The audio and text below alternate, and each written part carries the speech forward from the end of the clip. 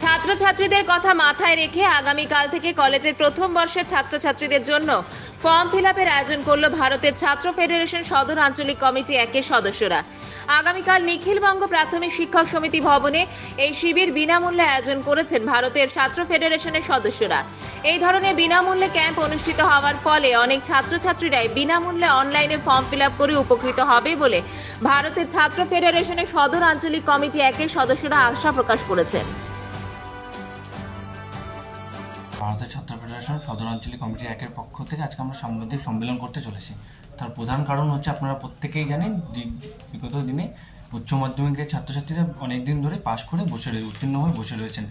দীর্ঘদিন পরে উচ্চ মাধ্যমিকের নতুন বর্ষে যারা কলেজে ভর্তি হবে তাদের ফর্ম ফিল আপে চালু হলো। আগামী 24শে জুন থেকে আমরা সদর আঞ্চলিক কমিটির একের পক্ষ থেকে বিনামূল্যে সাধারণ ছাত্রছাত্রীদের সুবিধা অর্থে আমরা একটা ফর্ম ফিল আপ আয়োজিত করতে চলেছি দীপ্তি হলের পাশে এবিটিএ ভবনে। বিনামূল্যে করা হবে। আর জলপাইগুড়ির সাধারণ ছাত্রছাত্রীদের জন্য এবার সদর আঞ্চলিক কমিটির একের পক্ষ থেকে একটা হেল্পলাইন নাম্বার চালু করা হয়েছে। আপনারা সেটা দেখতেই পারবেন।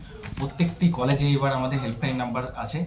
তাদের সাথে আমাদের ছাত্রদের সাথে কথা বললে সে যখন নতুন ছাত্ররা আসবে তারা সে বিষয়ে সাহায্য